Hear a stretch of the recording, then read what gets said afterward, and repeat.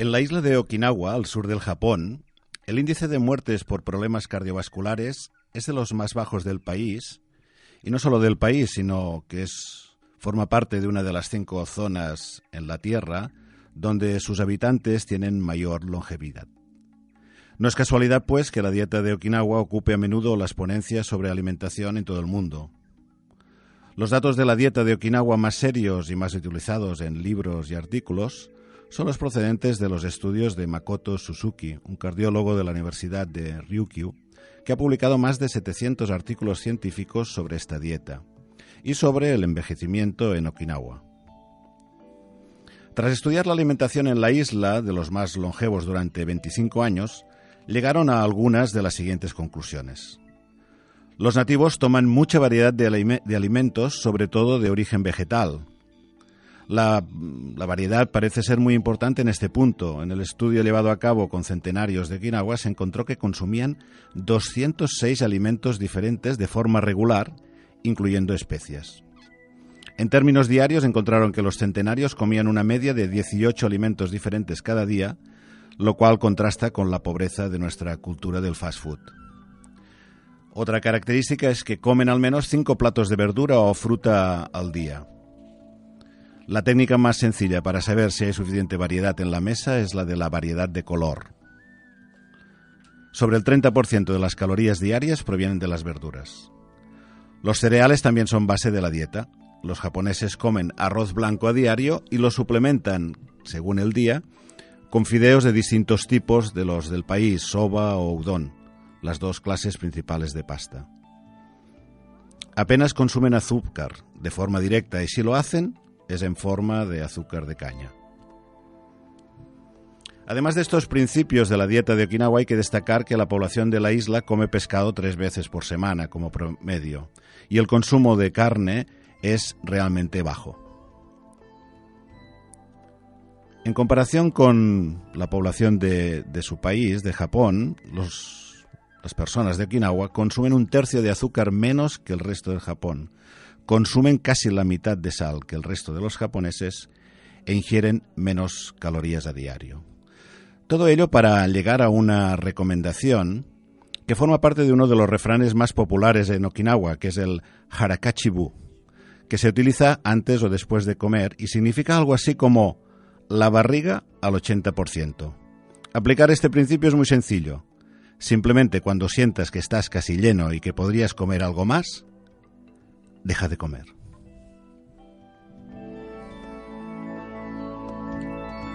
Empezamos un nuevo programa con plena conciencia.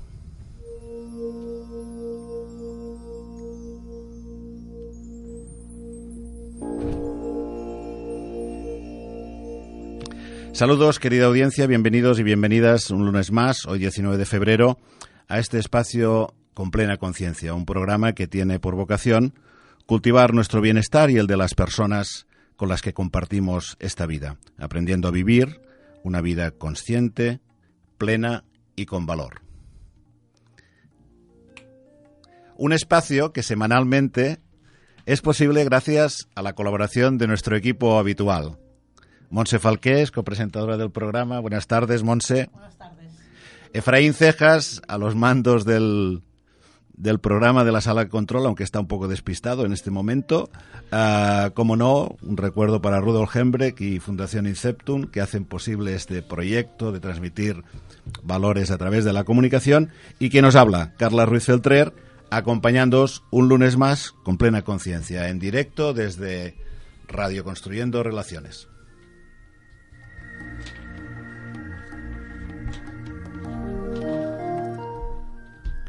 Y ya sabéis, podéis seguirnos en directo a través de nuestra app Radio Construyendo Relaciones y de la web de la radio construyendorelaciones.com y también por el canal de YouTube de Radio Construyendo Relaciones.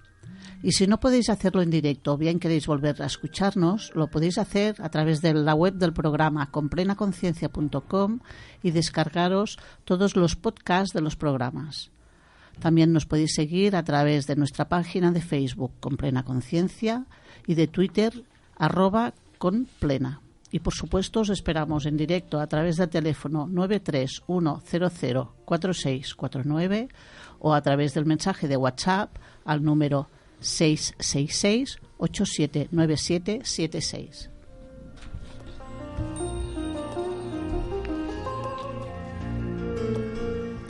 Hoy queremos dedicar nuestro programa a uno de los elementos que tienen un mayor ascendente en nuestra salud, en nuestro bienestar y también en la longevidad, la alimentación. Hemos titulado este programa Alimentación Consciente porque nos gustaría abordar este tema con la mirada lo más abierta posible, observando de manera curiosa y abierta distintas perspectivas. Y por eso hoy tenemos el placer de contar con una gran especialista y también una gran amiga, Rosa Montells. Hola Rosa, buenas tardes, bienvenida.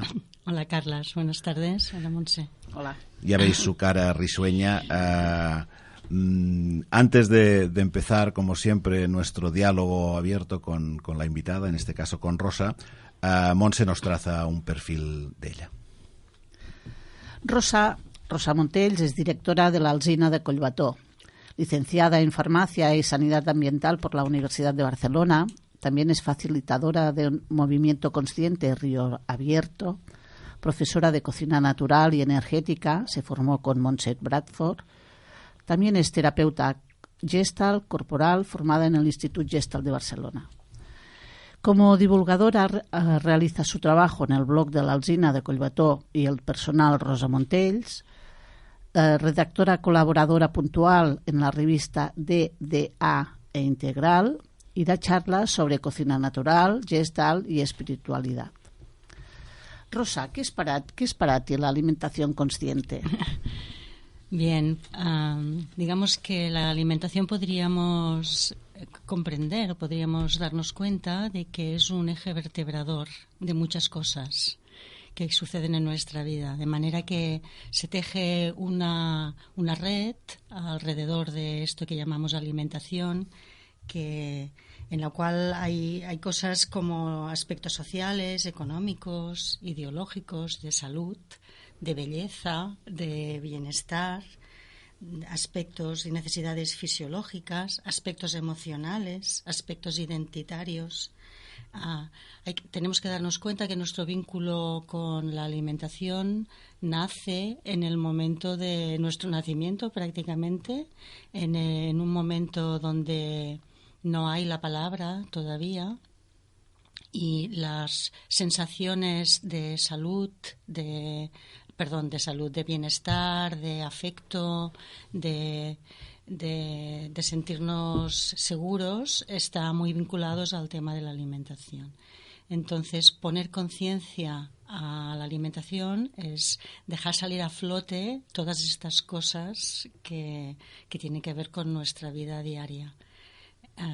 Este sería un aspecto de la alimentación consciente, es utilizar la alimentación para poner conciencia en nuestra vida. Y por otra parte, es evidente que poner conciencia en la alimentación también va a hacer que comamos de una manera más saludable y que entendamos por qué elegimos unos alimentos y no otros, por ejemplo. Sí, y además creo que a medida que vaya transcurriendo el programa, podremos ir dedicando un espacio para, de alguna manera, ir declinando, ¿no?, estos aspectos que son fruto de poner conciencia en la alimentación. Pero, como hemos hablado de curiosidad, así que a mí también me gustaría, antes de proseguir hablando de la alimentación, hablar un poco de Rosa también.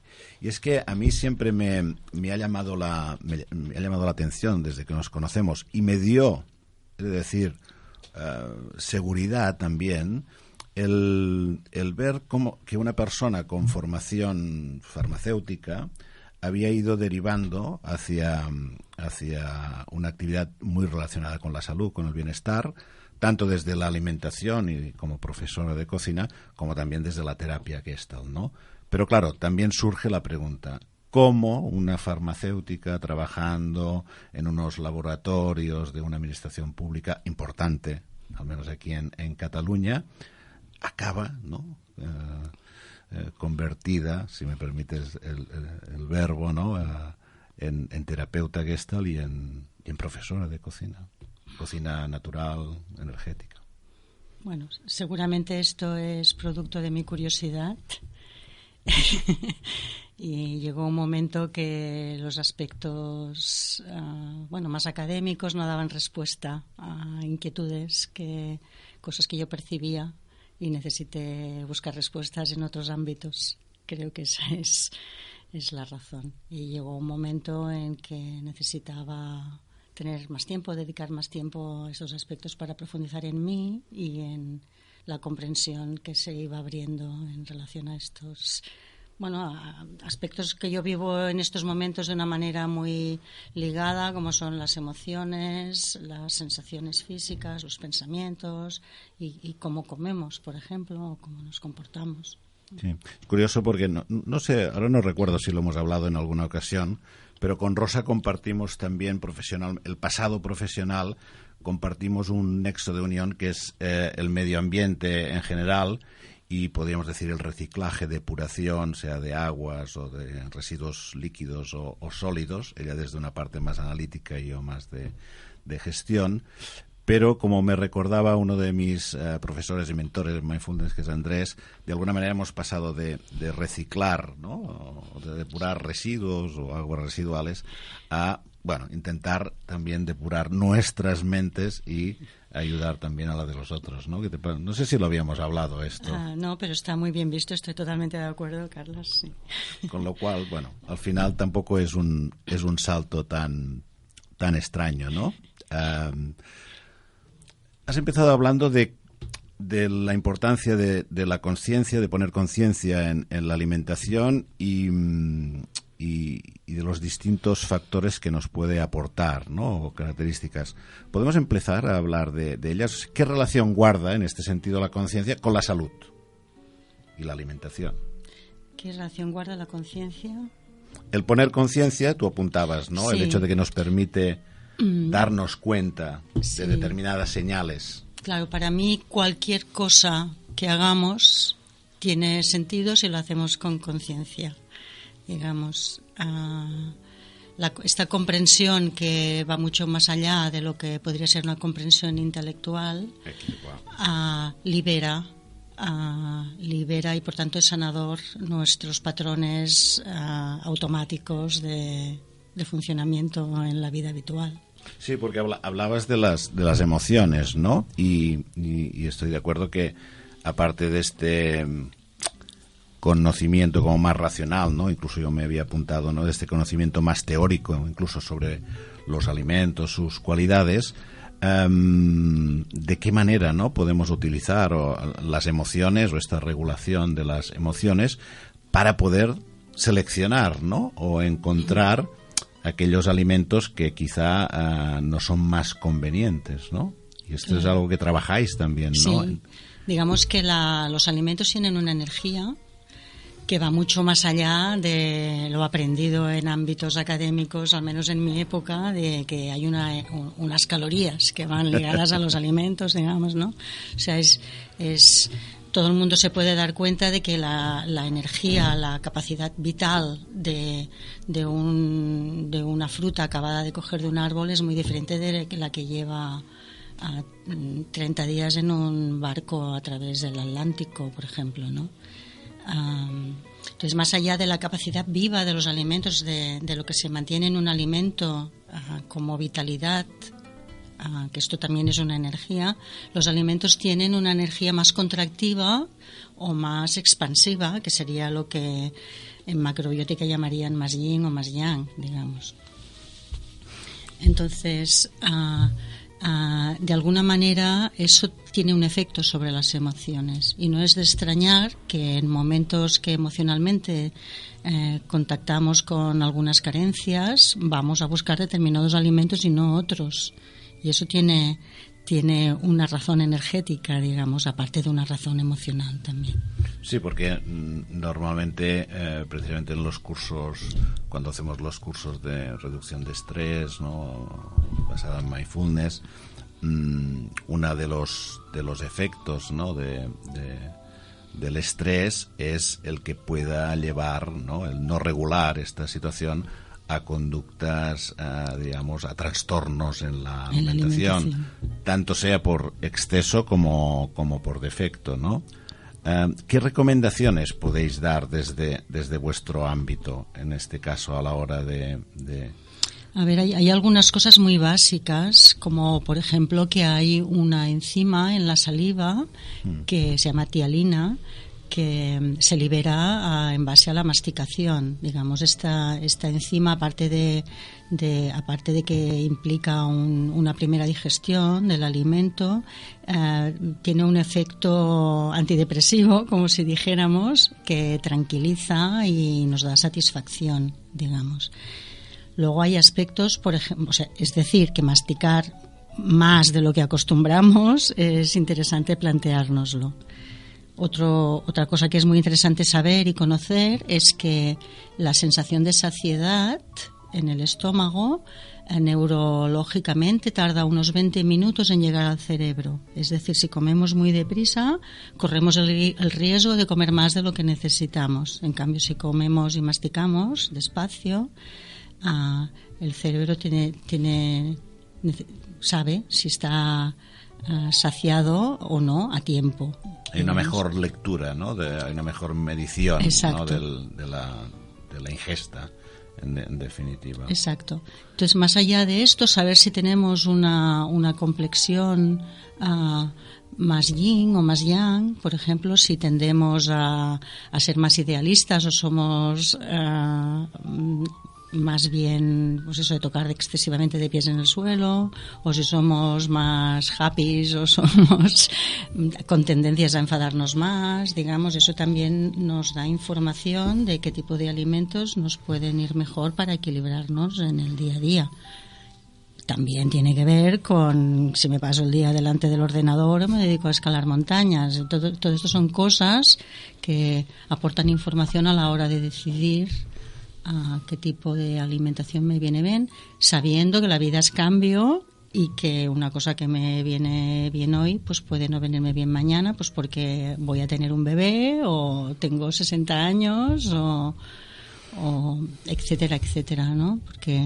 O porque estoy atravesando un periodo vital de más estrés en el trabajo. Yo que sé, son cosas que vale la pena que las comprendamos y que miremos la alimentación en relación a esto, sí.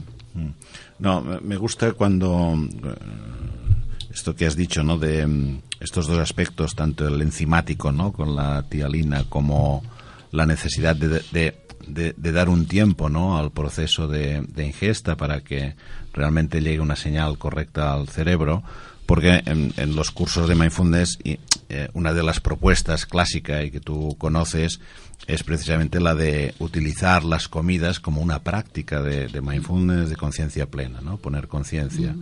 Y es muy interesante cuando, aparte de poder entrenar, digamos, la atención y la conciencia, vemos que además hay unos beneficios a nivel también, digamos, biológico, que van muy directamente relacionados con una mejor salud y un mejor aprovechamiento, ¿no? Claro. Porque de alguna manera cuando pones conciencia y en este proceso de ir avanzando, digamos que lo que deseamos se termina pareciendo mucho a lo que necesitamos. Y eso es muy interesante, ¿no? Porque ya no es aquello de plantearnos el tema de las dietas con el látigo y tal, sino que con mucho cariño, porque la conciencia tiene que ir de la mano de ir desarrollando compasión hacia nosotros mismos. Mucha amabilidad. Pues, y mucho cariño, mucha comprensión, pues va sucediendo que alimentos que no nos son necesarios ya no nos apetecen. Es lo que le llamamos ir despertando la sabiduría del cuerpo y poder actuar en consecuencia, pues porque estamos cómodos con él, no porque nos lo estemos obligando desde el esfuerzo. Claro, pero es muy curioso. Ahora estaba cuando explicas esto, ¿no?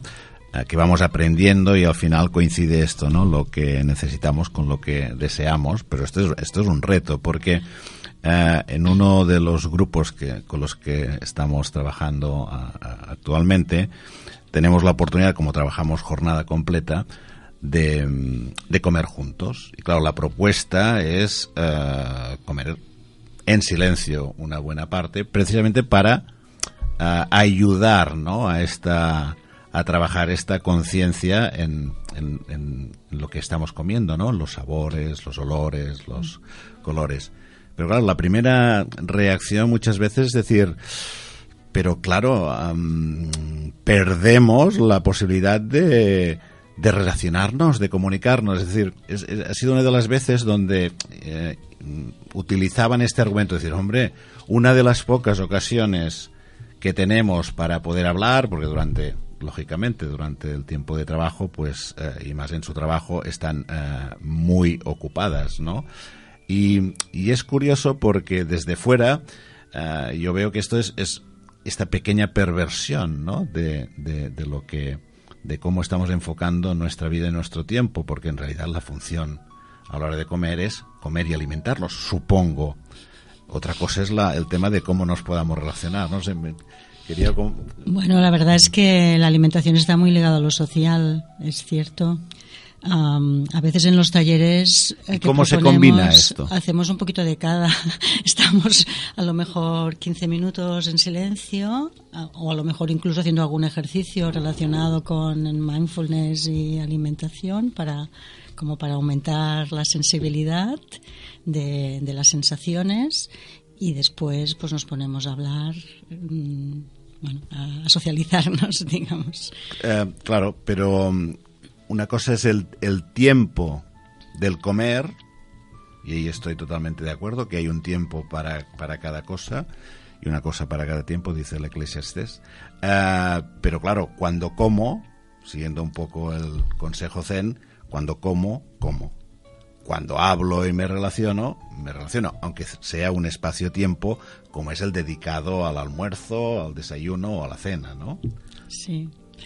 Yo estoy totalmente de acuerdo contigo, Carlas, pero muchas personas te dirían que no hay tiempo para todo, y esto ya sería otra... Claro, pero lo que intentamos trasladar de una manera también muy amable y cariñosa, tampoco se trata de que nadie ahora se tense, ¿no?, o se estrese, pero es darnos cuenta de una cierta contradicción. O sea, sí, por un lado nos quejamos de que quizá estamos cansados, de que vamos estresados, de que no tenemos, que nos falla la salud, pero por otra, cuando de alguna manera nos muestran de manera fehaciente qué podemos hacer para mejorar nuestra condición física, emocional o mental, decimos que no hay tiempo, ¿no?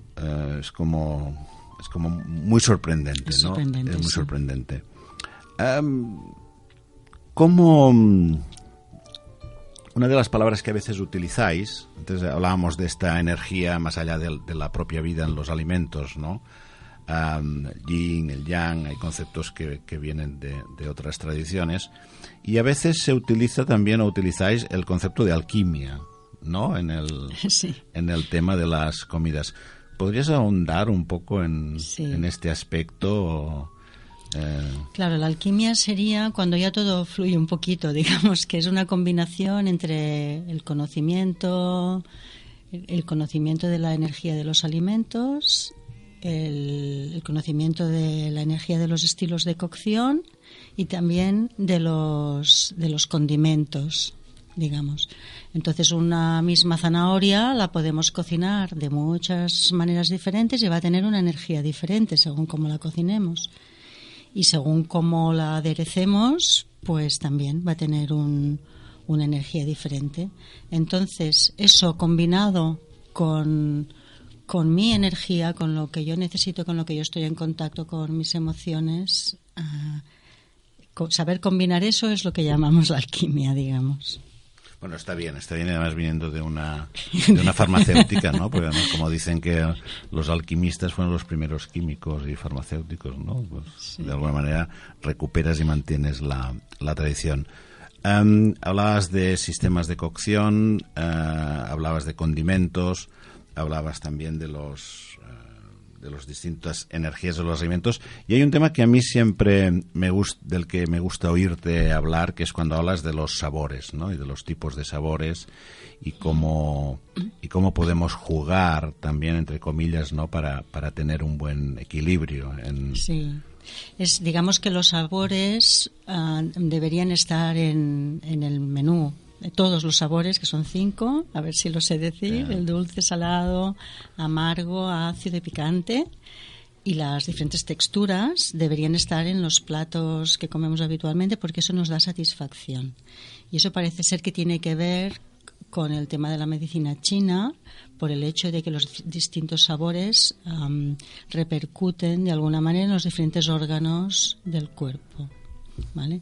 Entonces, como tú muy bien decías antes, aparte de cuidar el tema sensorial y organoléptico, con los colores y las texturas, pues también intentamos que hayan los sabores, y ya sabemos qué tipo de alimento aporta cada sabor, para que si no es como ingrediente principal del plato, pues ese sabor esté como forma de un aliño o de un condimento puntualmente.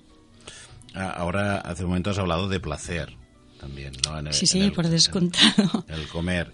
Y posiblemente esta, aparte de la amabilidad, el cariño y tal, sea una de las de los aspectos, ¿no? A utilizar, descubrir también, ¿no?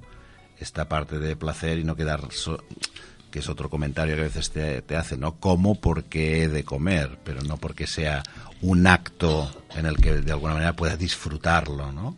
Bueno, para muchas personas, cuando le preguntas que por qué comen, sale el símil del coche que estamos llevando a la gasolinera para tener energía para andar, ¿no? Y bueno, es interesante en este proceso de hacernos conscientes, es como ir responsabilizándonos de que en realidad comemos para muchas más cosas, ¿no? Y una de ellas es para sentir placer, evidentemente. Bueno, y este es el placer que puede ayudar a fijar un nuevo hábito, entiendo, ¿no? O sea, supongo que aquí también puede haber estrategias hábiles, ¿no? Inteligentes, para poder autoayudarme o que me ayuden a través de algún tipo de taller, de cocina, como los que hacéis, para ir adquiriendo estos nuevos hábitos. Claro, ¿no? lo que va sucediendo es que en general las personas notan o dicen, cuando empiezan a introducirse a este tipo de alimentaciones, que lo encuentran soso, que falta mostaza, ketchup, ¿no? Pero lo que se va descubriendo es que el azúcar y la sal tapan muchos gustos sutiles que están presentes en el plato, sobre todo cuando son verduras ricas en el sentido de que son, pues eso, de un huerto cercano, de que están cuidadas con amor y que no todo tiene el mismo gusto, sino que hay gustos muy característicos. Entonces, si comemos una sopa de hinojo fresco con piñones, pues eso, cuando hemos ido desarrollando la sensibilidad de notar estos gustos, es un placer muy grande. Claro, es que esto es un proceso, ¿no? El de las sensaciones físicas, donde estarían también olores, sabores, gustos, y que tú sabes, porque también hemos organizado cursos juntos de mindfulness, que ya no solo a nivel de estas sensaciones relacionadas con la alimentación, sino las propias sensaciones físicas en el cuerpo en general. Muchas veces las personas, cuando vienen a los cursos, están como bastante o muy desconectadas de las sensaciones. Conectan muy bien con los pensamientos, ¿no? Con lo que este diálogo interno. Conectan con las emociones, sobre todo cuando no son digamos, satisfactorias, ¿no? La ansiedad, ¿no? La tristeza, el miedo o la rabia, ¿no? Pero justamente a medida que van conectando con las sensaciones, tanto sea en la alimentación como en otros ámbitos, lo curioso es que empieza a cambiar la manera como vives lo que te está pasando, en este caso lo que estás comiendo, y normalmente la experiencia es que se intensifica o deviene como más agradable. No sé si es el... Sí, estás definiendo el proceso ese que te comentaba de ir despertando la sabiduría del cuerpo, ¿no? Es como estamos acostumbrados a relacionarnos con el cuerpo, de que lo escuchamos y le hacemos caso cuando aúlla, y se trata de ir acompañándolo, escuchando los susurros, y para eso necesitamos un aprendizaje, y sí que es muy agradable, es muy placentero. Y además es práctico y seguramente ayuda también a la economía, incluso en tiempos de crisis, porque estoy recordando como pequeñas anécdotas, ¿no? En este grupo que decía que hicimos la comida juntos, donde habían preparado un catering espectacular, realmente, y donde sobró cantidad de comida, porque la gente comentaba que en realidad, como habían estado, pues esto, un cuarto de hora, 15 minutos, pues en silencio y comiendo, o sea, de alguna manera poniendo atención, ¿no? En todos estos aspectos sensoriales que comentabas.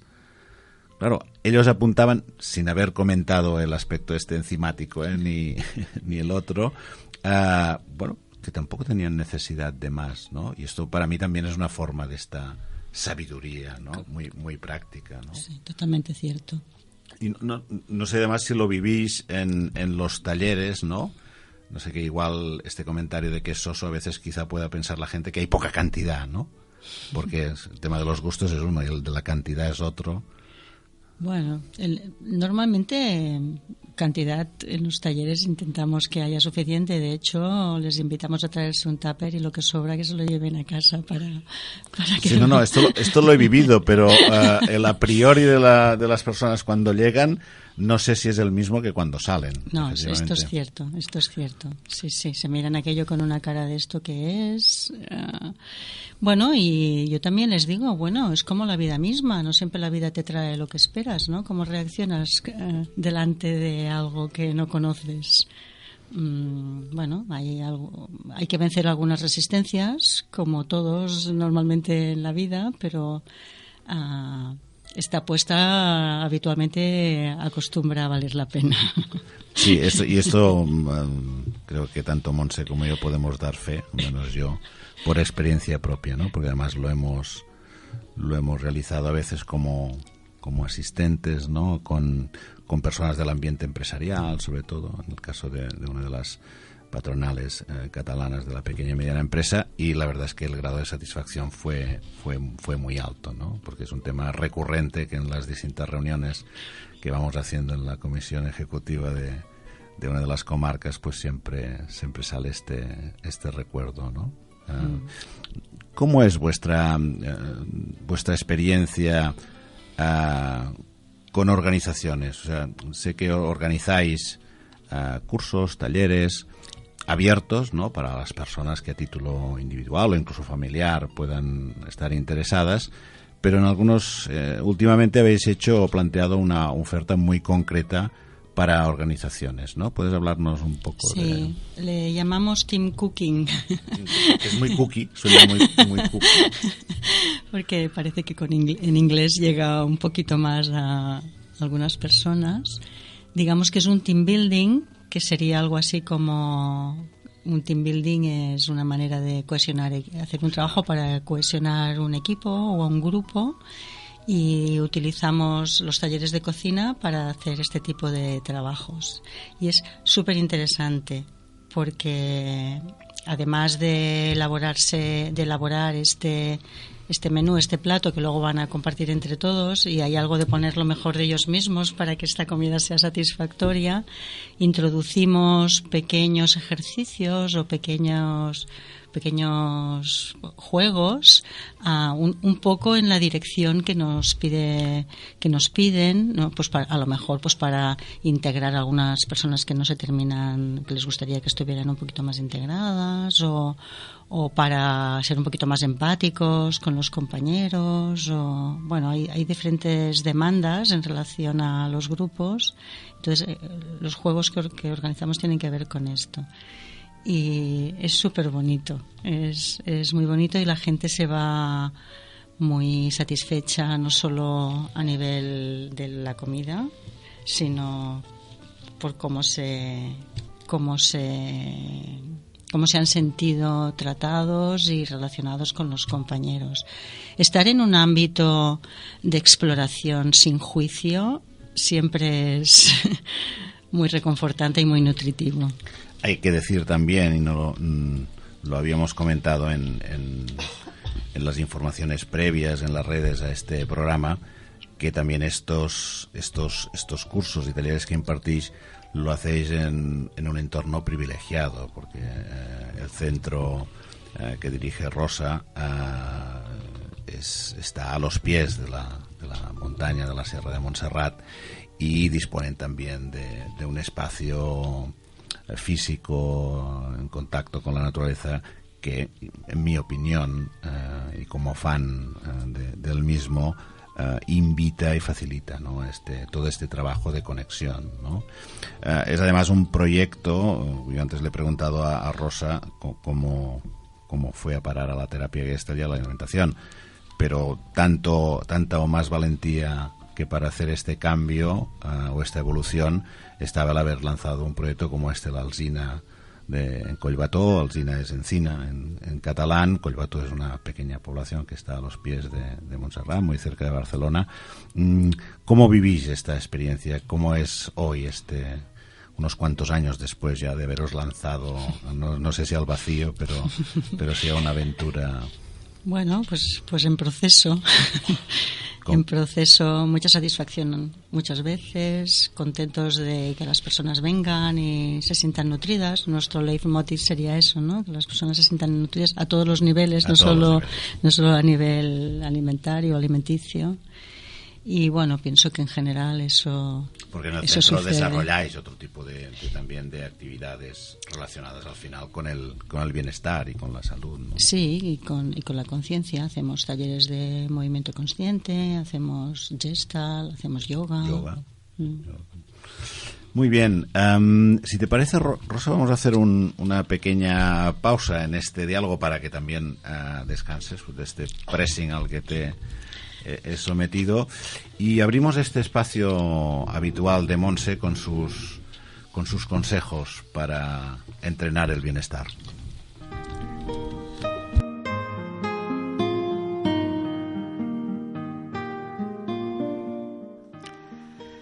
Bien, en el apartado de qué podemos hacer hoy, evidentemente hablaremos de alimentación, ya que en la actualidad el ritmo de vida que llevamos nos empuja a comer con prisas, sin registrar en su mayoría lo que ingresa en nuestra boca, y muchas veces sin preguntarnos acerca de qué estamos metiendo en nuestro cuerpo o si realmente tenemos hambre o deseos de comer.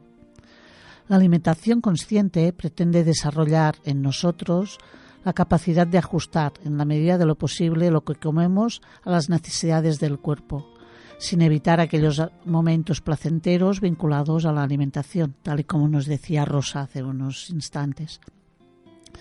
No es algo que logremos de un día para otro, pero con el tiempo es posible alcanzar una alimentación más equilibrada y una relación saludable con los alimentos que nos permita disfrutar de la comida y alejarnos de enfermedades producidas por malos hábitos alimentarios. Entre los recursos usados para lograr una alimentación consciente, que desde ahora puedes poner en práctica, encontramos el registro diario de alimentos. Al sentarnos a comer siempre, hacerlo sin distracciones, sin televisión, música, ordenador, móviles, masticar cada bocado y comer mucho más despacio. ¿Y qué leer? Pues he escogido el libro Las emociones se sienten a la mesa, de Lara Lombarte y Yolanda Fleta. Este libro repasa desde la experiencia en el coaching nutricional algunas malas costumbres alimenticias asociadas a nuestros estados emocionales y propone recetas sanas y fáciles de preparar. ¿Y qué podemos ver?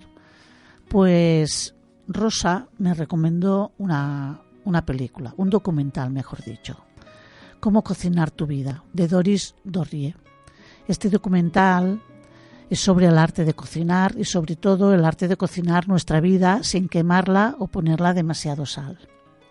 Doris acompaña a un maestro zen, Edward Warren, en sus conferencias y en sus clases de cocina para saber cómo cocinar y comprobar que cuidarse a uno mismo es esencial y empieza por la comida que ingerimos. Y finalmente la frase semanal que nos dice Alice Maybrook: somos lo que comemos, pero lo que comemos nos puede ayudar a ser mucho más de lo que somos.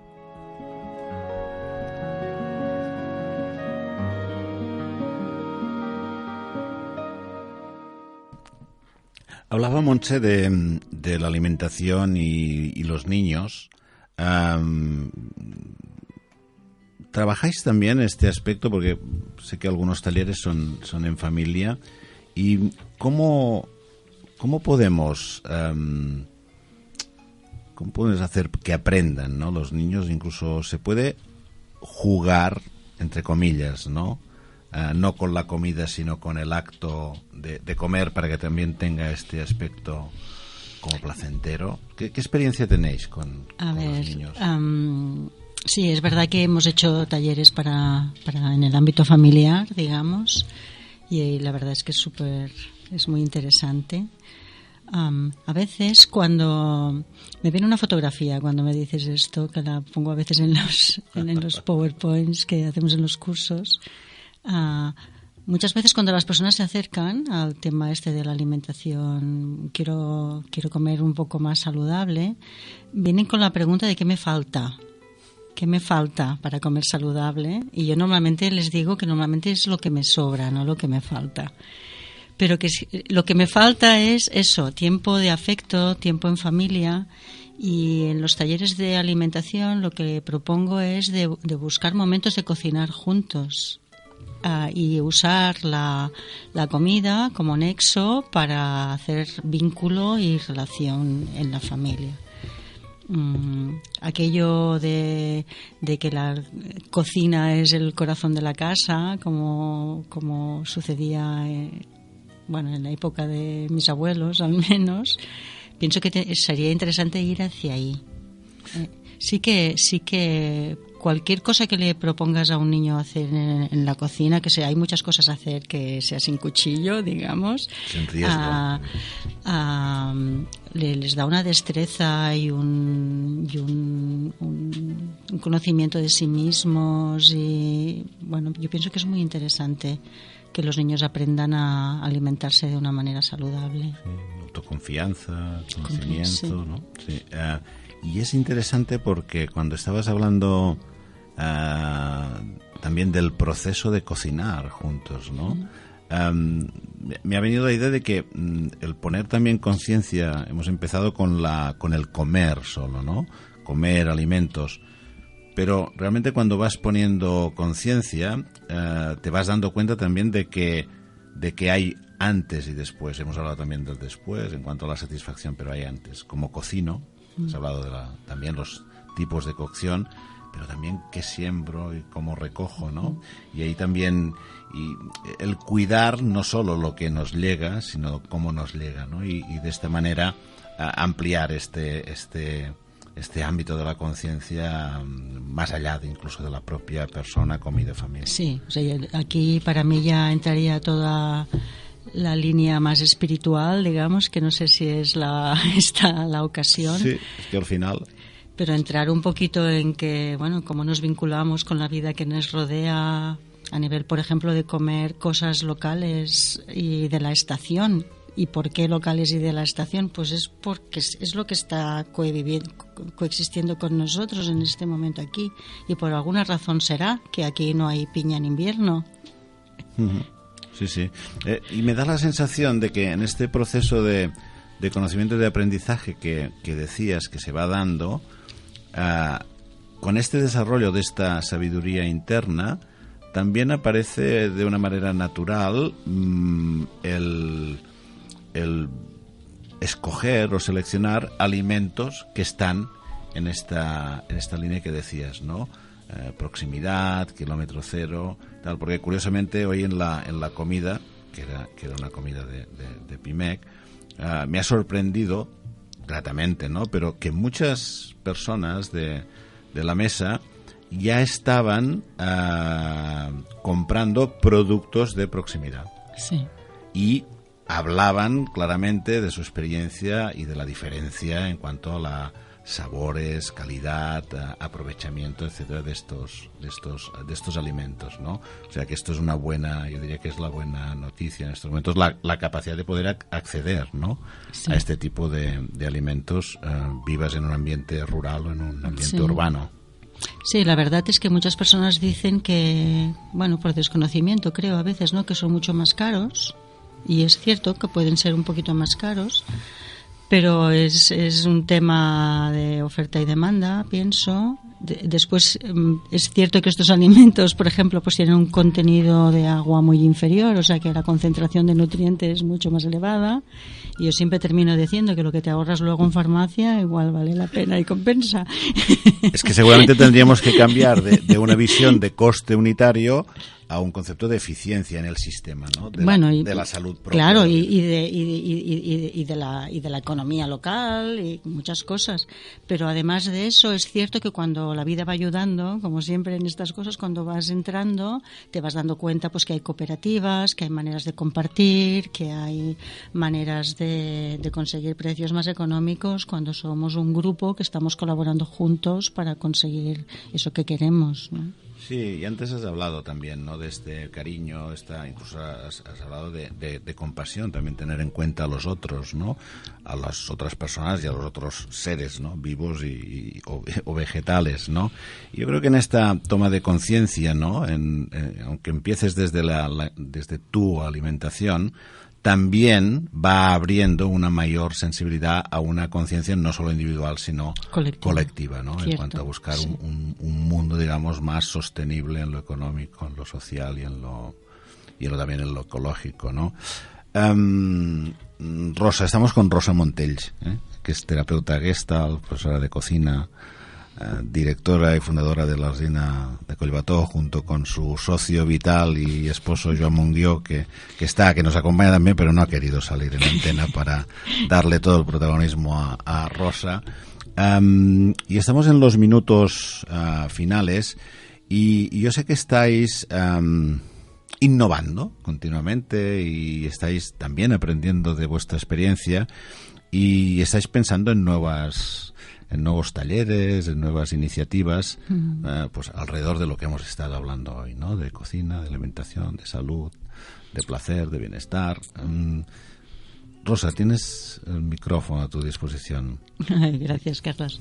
Bueno, estamos ahora con mucha ilusión proponiendo intensivos que pueden ser residenciales de 3-4 días para profundizar en estos aspectos de la alimentación, pero donde haya más cabida de la que hay habitualmente a esa escucha interna, a esa conexión interior, para hacer trabajo interior. Y esto que, como decía Monse, que la comida nos pueda servir para ser mucho más de lo que somos.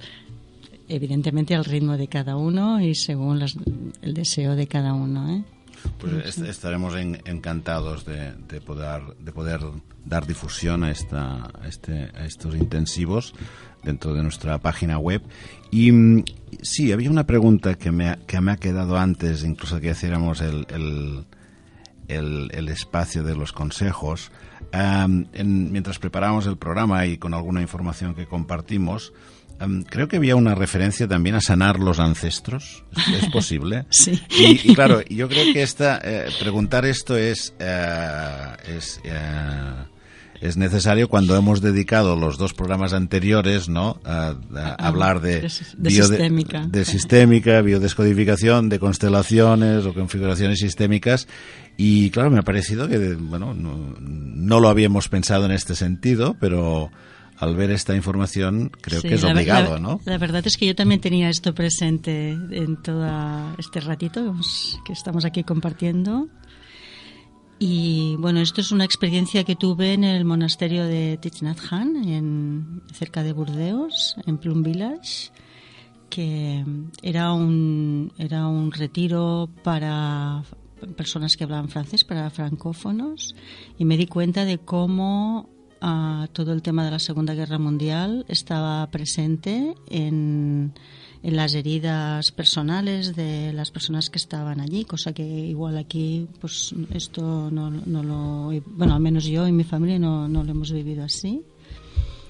Y entonces allí en la cocina era en esta dirección, digamos, las monjas, las hermanas cocinaban para todos los que estábamos allí, que éramos muchísimas personas, con un amor que se hacía patente. Muy patente, o sea, era muy emocionante ver cómo hacían el tofu, cómo elaboraban, bueno, se pasaban horas elaborando el tofu, cómo cortaban las verduras, con mucha conciencia.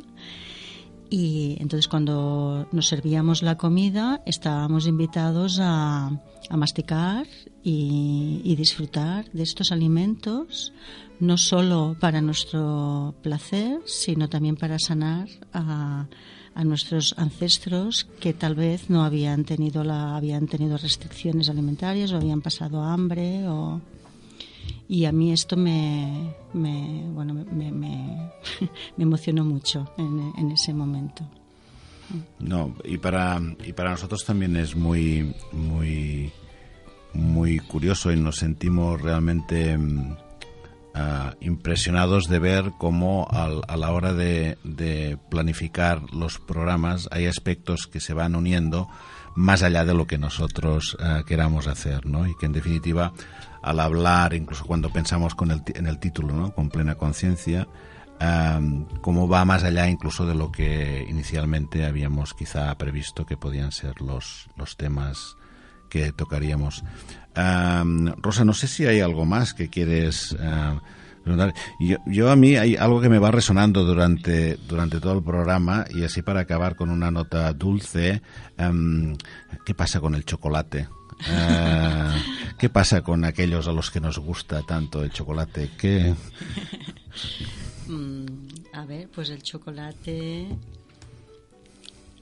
yo digamos que si tú eliges comer un poquito de chocolate, disfrútalo mucho y hazlo con mucha conciencia. Y hasta aquí puedo leer, diría. Muy bien. Estamos ahora sí en los minutos finales. Hoy nos ha acompañado Rosa Montells, directora del Centro L'Alzina de Collbató, muy cerca de Barcelona, a los pies de la montaña de Montserrat, un entorno espectacular y muy inspirador.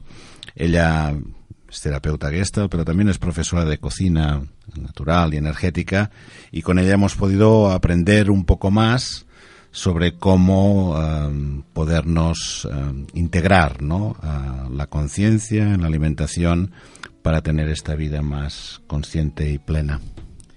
No sé, me dicen algo. Solo quería añadir que hoy tenemos a otra persona que nos ayuda aquí como técnico, y es Arnau Sánchez. Muchas gracias.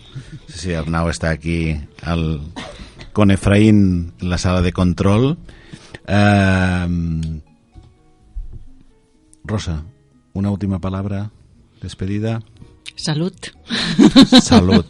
Salud, Rosa, también para ti, para Joan, para todos. Gracias a toda nuestra audiencia por seguirnos una semana más. Esta ha sido la primera de algunas de la primera de una serie de programas que vamos a dedicar a alimentación y bienestar. Lo ha inaugurado Rosa. Gracias, Monse. Gracias a vosotros. Gracias a Efraín, Arnau, bienvenido. Gracias por todo. Gracias también a todo el equipo de Radio Construyendo Relaciones, Fundación Inceptum. Y nada más, os dejamos con un poco de música y que tengáis una semana bien consciente, plena y llena de valor.